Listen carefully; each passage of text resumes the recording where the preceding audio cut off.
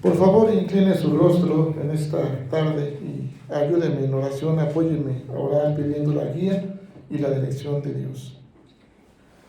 Eterno Padre, nos acercamos delante de ti, Señor, con un corazón dispuesto para poder, Señor, adorarte a través, Señor, de una vida de fe.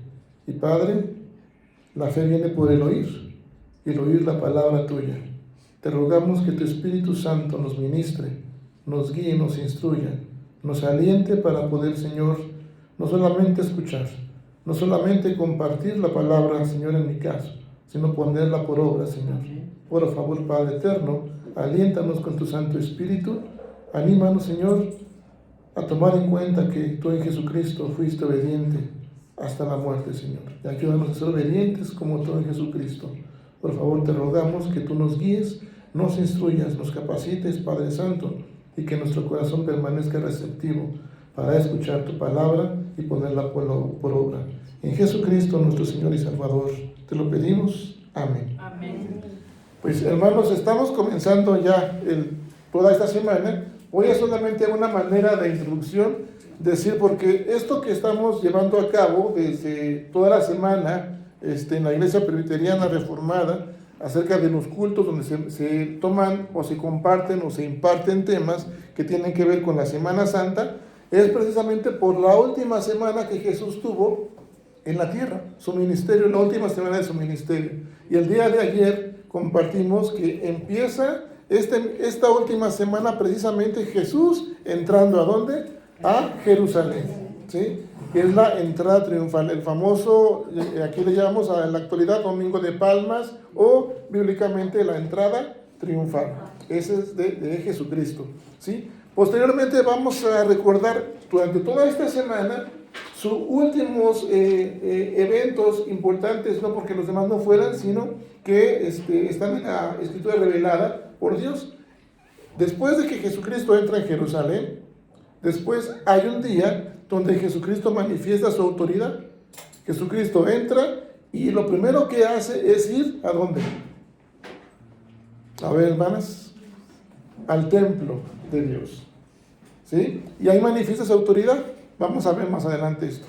Cuando pasa esto, leímos ahí mismo también que también hay un evento que Jesús hace, se le conoce como uno de los pocos milagros destructivos, lo explicaremos más adelante, que tiene que ver con la higuera, así como hizo otro que tenía que ver con una manada de cerdos, pero bueno, son los únicos, o dentro de los pocos milagros que Jesús hizo, que se le pueden llamar destructivos, pero lo vamos a explicar un poquito más adelante.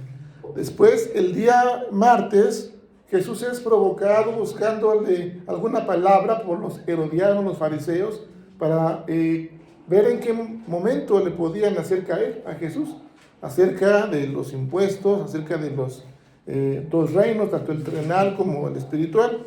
Después, eso el día martes que se le conoce como controversia, porque también otro grupo que se llama saduceos empieza a debatir acerca de la resurrección. Entonces, después de este día, lo que sucede es que Jesucristo empieza a ser ungido en Betania. Empieza a prepararse ya para lo que más próximo que es su muerte, su crucifixión, ¿sí? Por tanto, ese día miércoles Jesús se retira, ora, es ungido, pero también es llevado, digamos, él va al monte Getsemaní a orar para pedirle al Señor o al Padre, conforme a su voluntad, si pudiera que pasara ese momento. Pasadas estas cosas, Jesús se reúne con sus discípulos por última vez en la cena del Señor, ¿sí? Comparte el alimento y da un mandato de que eso se tenía que hacer cada vez que recordáramos ese momento. Y últimamente, el día viernes, es su crucifixión, ¿sí? Y lo que celebramos hoy y cada domingo como iglesia cristiana es que el domingo Jesucristo cumple ¿qué? Su promesa. Después de morir, ¿qué? Resucitar. Ese es todo el ministerio. Por eso entonces empezamos domingo de palmas, lunes de autoridad, lo vamos a ver ahorita, el martes de controversia, lo verán mañana, el día de ayer les daba un poquito de adelanto, el miércoles de retiro, el jueves de intimidad, el viernes de crucifixión y el domingo de como cada domingo, que es lo que celebramos, para que no haya alguna duda o si tiene usted alguna pregunta diciendo, pastor, ¿y por qué hora cultos toda la semana? Bueno, es por eso, recordemos esa parte, ¿sí? Bien, hermanos, leímos una parte en la escritura, Mateo 21, del 12 al 22, y hay dos eventos importantes ahí que hemos leído, pero hoy estamos manejando este tema, compartiendo este tema como lunes de autoridad, ¿sí, hermanos? Ahora, fíjese bien aquí lo que pasa. Voy a leer solamente los primeros versículos. Y entró Jesús en el templo, ¿de quién? ¿Ya está conmigo? Mateo 21, versículo 12. Y entró Jesús en el templo de Dios. Y echó fuera a todos los que vendían y compraban en el templo. Y volcó las mesas de los cambistas y las sillas de los que vendían palomas. Y les dijo, mi casa, casa de oración será llamada, mas vosotros la habéis hecho cueva de ladrones. De manera, hermanos, aquí Jesús está manifestando su autoridad. El día de ayer hablamos de la soberanía de Dios. Jesús, como hijo de Dios, como Dios en la condición de hombre, está manifestando su autoridad aquí, de tal forma que detiene de una manera forzosa, ¿sí?, esta acción, que es una profanación, ¿sí?, una profanación comercial.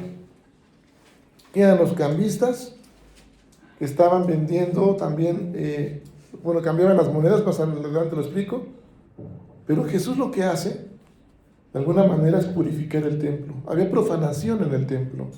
Jesús lo que hace es purificar el templo. Había un propósito, expulsar a los minoristas, porque ellos también, hermanos, se habían puesto de acuerdo con quién cree, con los sacerdotes. Era una manera como de complicidad, de manera unida, para vender en el templo, porque estaban engañando a los visitantes de Jerusalén. Recordemos que había una fiesta donde muchos judíos venían a las fiestas, y mucha multitud venía de muchos lugares. Lo estaban forzando a comprar animales, que ellos decían, estos, los que se venden en el templo, son los que están certificados como limpios para poder sacrificarlos, ¿sí? Los cambistas estaban de alguna manera vendiendo, cambiando sus monedas a alto precio. Estas dos acciones las hacían en el templo y a altos precios, altos costos. Todo lo que estaban haciendo aquí lo podían obtener fuera en un mejor costo. Por eso era algo de profanación. Ahora, la ira de Jesús se levanta y no solamente era para con los que vendían, también era para aquellos que compraban también. Miren, hermanos y hermanas, por una parte, sí había abuso, ¿no? Había abuso por parte de aquellos que vendían por altos precios. También había intercambios de esas monedas romanas, que tenían la imagen del emperador, del César, las cambiaban por el ciclo del templo, la moneda que se usaba para diezmar, ¿sí? Pero sobre todo, hermanas, había también el engaño de vender estos animales que decían ellos, aquí las que se venden en el templo, estos son certificados, estos sí son limpios. Engañaban a la multitud. Había, por supuesto, hermanas, interés de por medio, ¿sí? ¿Recuerda el tema del día de ayer? ¿Cuál fue el tema del día de ayer, domingo?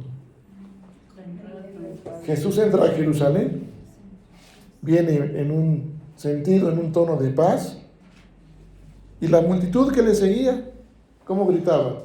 Hosana, Hosana, bendito el que viene en el nombre del Señor.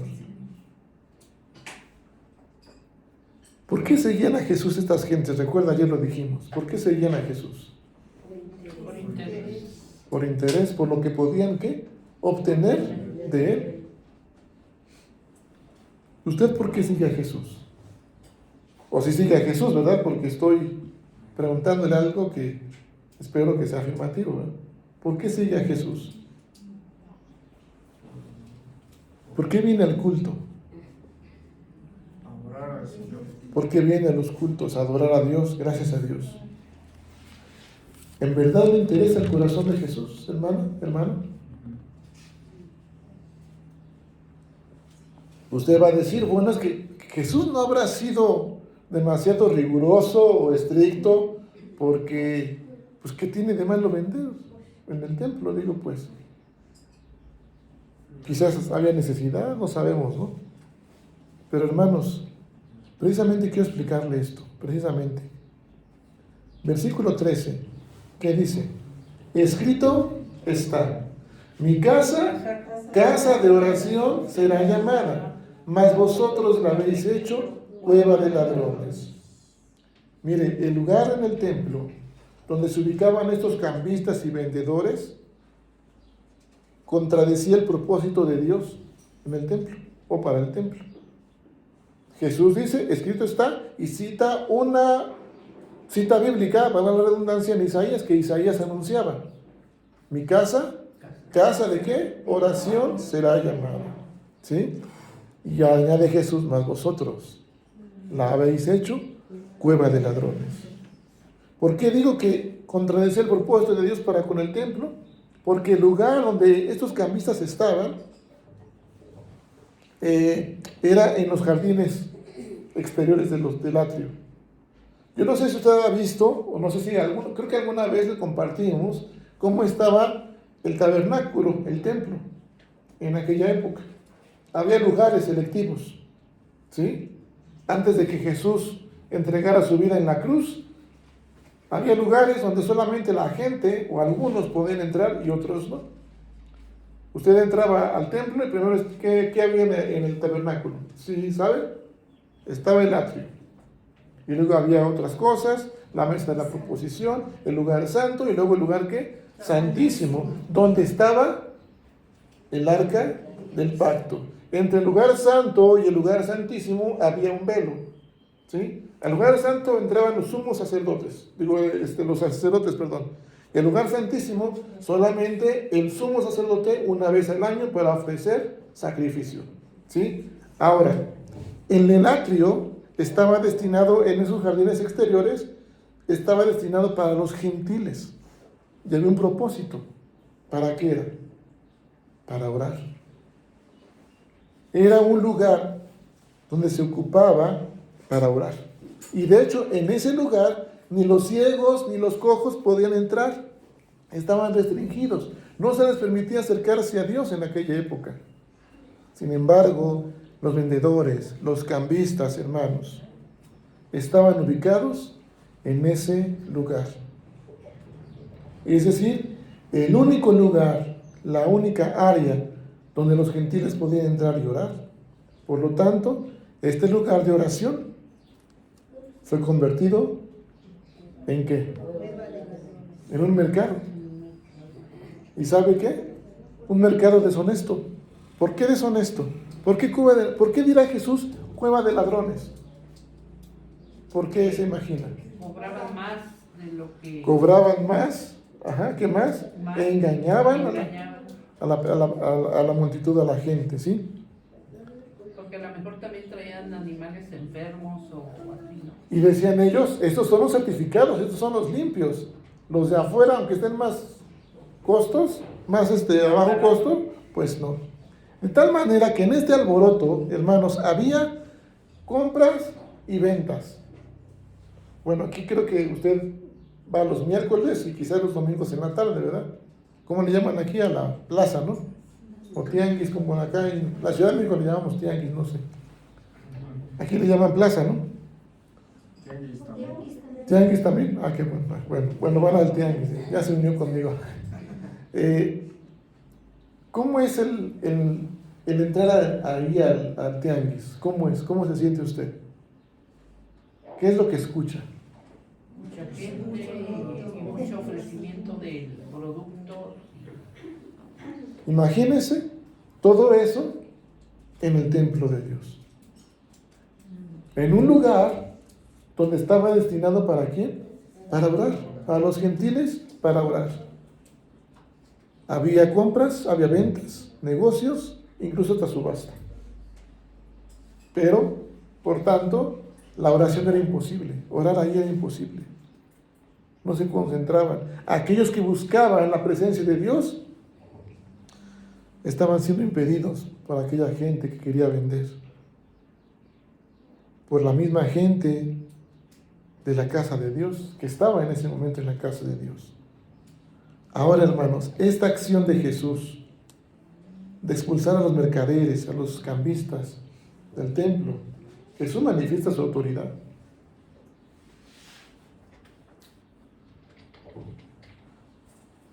Y dice, mi casa, casa de oración será llamada, mas vosotros la habéis hecho cueva ¿de qué?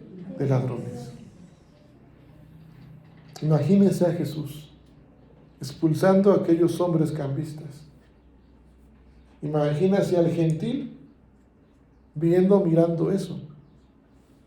Imagínense al cojo o al ciego mirando eso. Imagínense a aquella persona que anhelaba la presencia de Dios y entrar a ese lugar para orar. Y Jesús expulsando a la gente con fuerza, con autoridad. Si usted hubiera vivido en ese momento, ¿cuál hubiera sido su reacción? Solo verlo. Usted quiere entrar a la casa de Dios y de repente ve a Jesús con autoridad y con fuerza expulsando a los que estaban ahí vendiendo. ¿Cuál sería su reacción? De asombro. ¿De asombro? ¿Volvería al lugar? ¿O le desanimaría? Honestamente, hermanos. Pues volvería. No, volvería porque es Sí, seguro. la casa de Dios en la oración, Porque es casa de Pero oración. es que, por ejemplo, Casa de en ese oraciones. tiempo diríamos eso, pastor. Exactamente, gracias, hermano. Pero Estando en ese lugar, yo creo, hermanos, y creo que uno, hasta yo mismo, yo no llegaría, digo, híjole, si así es con los cambistas, mejor. ¿Pero qué cree? O sea, como temor, ¿no? Temor, exactamente. Porque se hablaba de Jesús como una persona que venía en paz, en un tono de paz, como aquel que sanaba, como aquel que hacía todas las cosas, los milagros. Y al verlo de esa manera, nos causa temor. y luego Jesús, bueno, yo me imagino el cuadro que enojado, gritando, ¿no? ¿Sí? Tumbando, o sea, con autoridad. La escritura no nos dice eso, pero seguramente sí fue. Bueno, Imagínense, convertir ¿qué? La casa de Dios, la casa de oración, en cueva de ¿qué? De ladrones, buscando siempre su propio ¿qué? Beneficio, su interés personal. Pero déjeme decirle algo, que esta acción de Jesús, de expulsar a los mercaderes y cambistas del templo, a quien no desanimó, fue a aquellos que no se les permitía entrar. ¿Quién dijimos que eran? Los cojos. Los cojos y qué? Y los ciegos. Vamos a la palabra de Dios, por favor. Acompáñenme ahí, a Mateo 21, por favor, y los versículos del 12 en adelante. Del 13 dice, y les dijo, escrito está, mi casa, casa de oración será llamada, mas vosotros la habéis hecho cueva de ladrones. Leemos el versículo 14 juntos. Vinieron a él en el templo ciegos y cojos y los sanó. Hasta ahí. Hermanos, fíjese bien este versículo 14. Después de que pasó esto, la expulsión, ¿quiénes fueron los primeros que acuden a Jesús? Los ciegos y los ¿qué? Y los cojos. Vinieron a Jesús y ¿qué pasó con ellos? Los sanó. Pero fíjese el versículo 15. ¿Qué dice? Pero los principales sacerdotes y los escribas, viendo las maravillas que hacían a los muchachos, aclamando en el templo y diciendo, Hosana al hijo de David, ¿qué pasó? Se indignaron. Y le dijeron, Hasta ahí nada más se indignaron. ¿Sí? Aquellos cojos, aquellos ciegos, no les desanimó que Jesús estuviera mostrando su autoridad. Había expulsado a gente.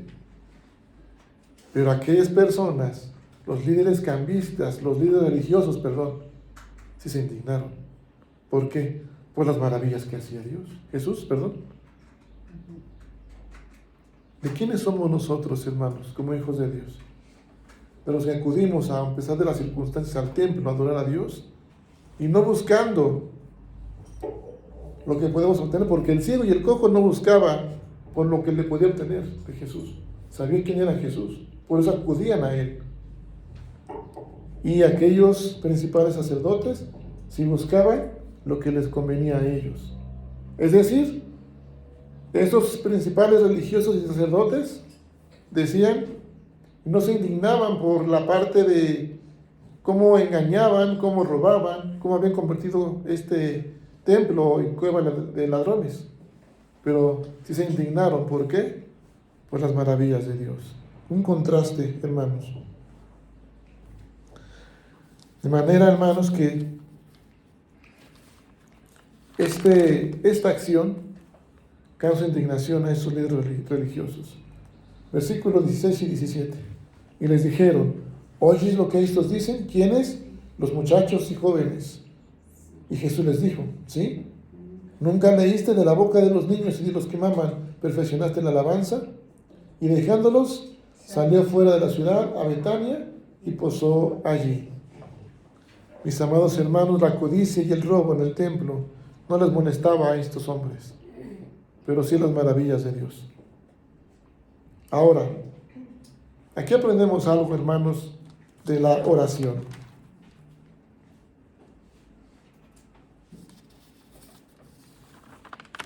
En la siguiente historia, del versículo 18 al 22, también viene la parte de la oración. Vamos a leer, por favor, del 18 al 22, o síganme con su vista. Dice ahí, por la mañana, volviendo a la ciudad, tuvo hambre, y viendo una higuera cerca del camino, vino a ella, y no halló nada en ella, sino hojas solamente, y le dijo, nunca jamás nazca de ti fruto. Y luego se secó la higuera. Viendo esto, los discípulos decían maravillados, ¿cómo es que se secó enseguida la higuera? Respondiendo Jesús les dijo, de cierto os digo, que si tuviereis fe y no dudareis, no solo haréis esto de la higuera, sino que si a este monte dijereis, quítate y échate en el mar, será hecho. Y todo lo que pidiereis en oración, creyendo, lo recibiréis. Si usted se fija en estas dos historias, tanto cuando Jesús purifica el templo y cuando Jesús maldice la higuera, hay una parte que en las dos está implícita y es la oración. Así que, hermanos, Jesús está aquí de alguna manera realizando uno de los milagros o de los pocos milagros que son destructivos. Maldecir, ¿qué? La higuera. ¿Y qué pasó después de que Jesús dijo eso? ¿La higuera qué? Se secó.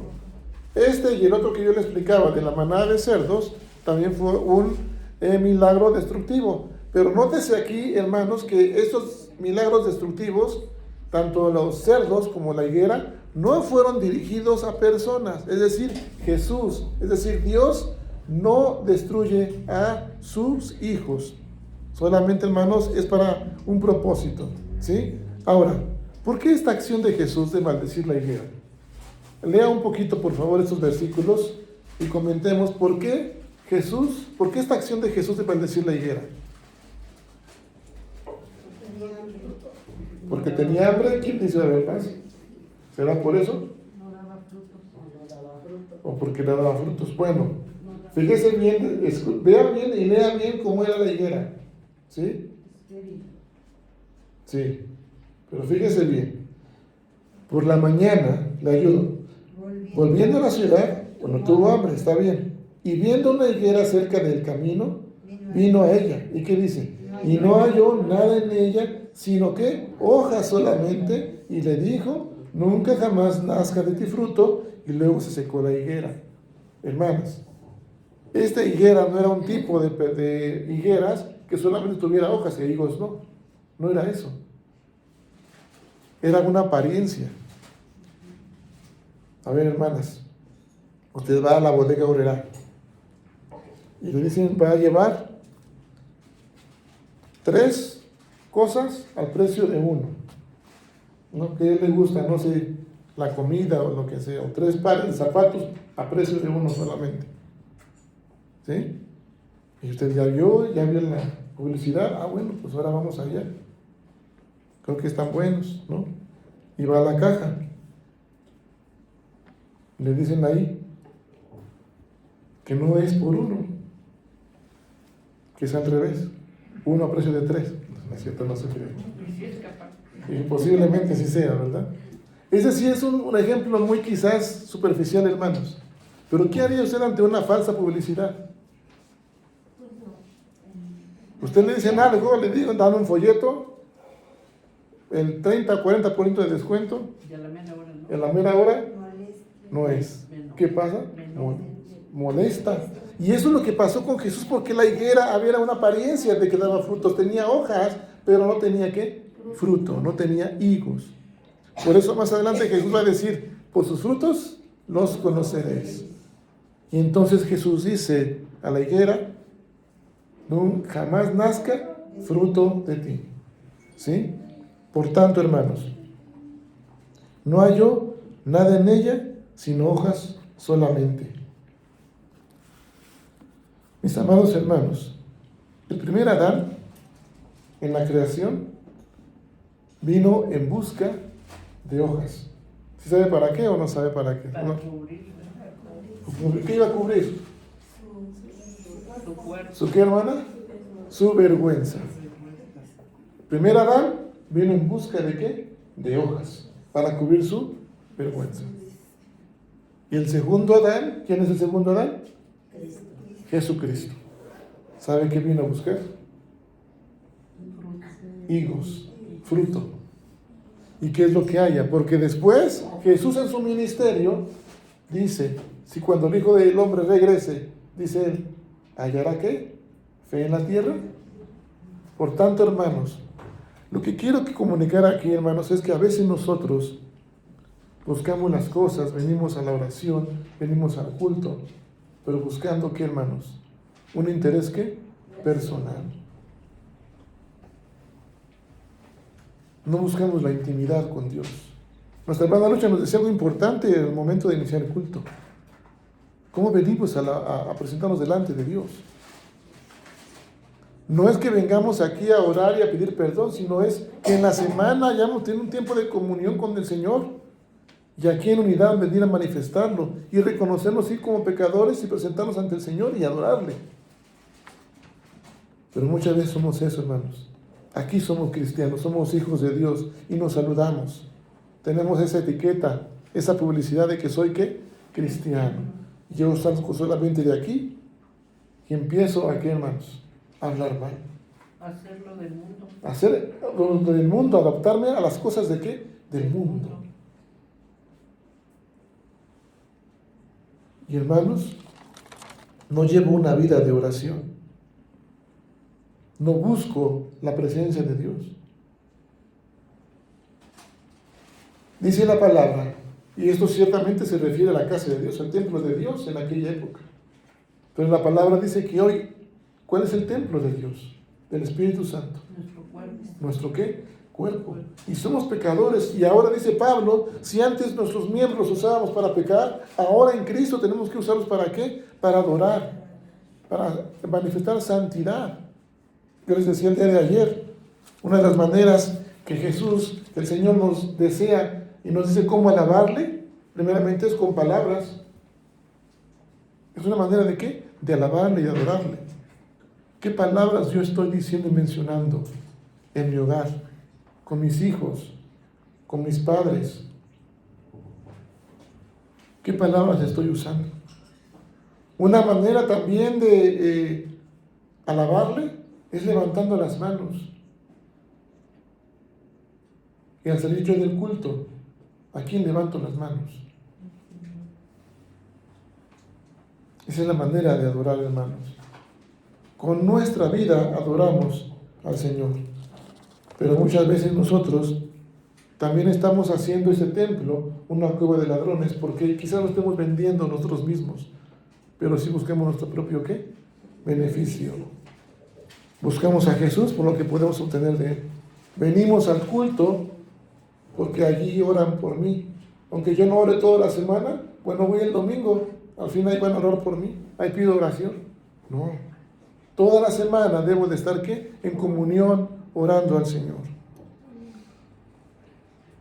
Tengamos cuidado, hermanos, porque muchas veces también, cuando escucho palabra de Dios, cuando escucho la autoridad de Dios, la autoridad de Jesús, me puedo estar desanimando. El pastor ya se enojó. El pastor ahora sí regañó. O ya como que empieza a regañar el pastor Arturo, como que ya no es tan seriecito. Dicen, ahora ya está regañando más. No, hermanos, es palabra de Dios y eso me desanima. los necesitados, el cojo y el ciego, no les desanimó. Mas aquellos que no les importaba más que su propio beneficio, sí se indignaron por las maravillas que hacía Jesús. Ahora, en esta higuera, hermanos, Jesús busca higos, busca frutos. El primer Adán vino con esa parte de la higuera en busca de hojas, el segundo Adán en busca de higos. Ahora, fíjese bien, porque los discípulos al ver a la higuera que se secó, dicen, ¿cómo es que se secó la higuera tan rápido? Y Jesús les dijo un ejemplo. ¿Qué les dijo Jesús? Versículo 21, termino. Que sí. De cierto os digo que si tuvierais fe y no dudaréis, no solo haréis esto de la higuera, sino que si a este monte dijereis, quítate y échate en el mar, será hecho. Y todo lo que pidiereis en oración, creyendo, lo recibiréis. De tal modo que la respuesta de Jesús, es decir, Jesús está diciendo realmente, el resultado de esto, o más bien esto, es el resultado de una oración de fe. Mis amados hermanos, este resultado que Dios manifiesta a través de una oración de fe, oye, o al momento de yo orar con fe, orar con entendimiento y en el Espíritu, así va a suceder. Dice, todo lo que pidieres en mi nombre, creyendo que lo recibiréis. Y esta promesa, hermanos, no es para todos, no es para cualquiera. Es para los que siguen a Jesús.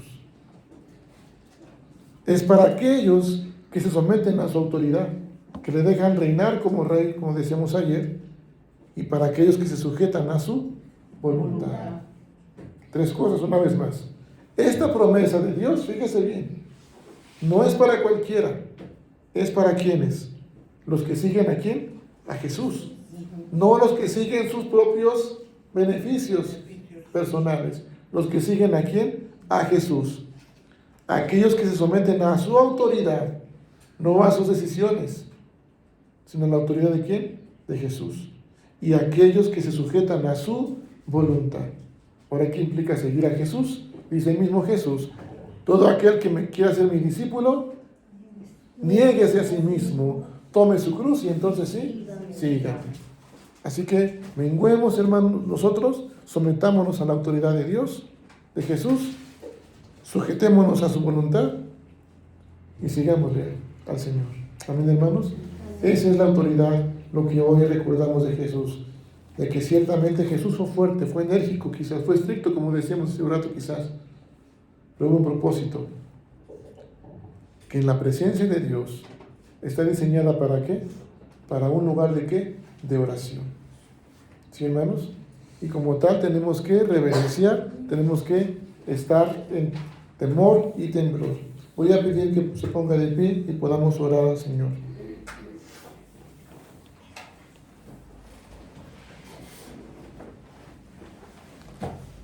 Eterno Dios, te damos gracias por tu amor, misericordia y fidelidad, porque día con día nos hablas a través, Señor, de tu palabra.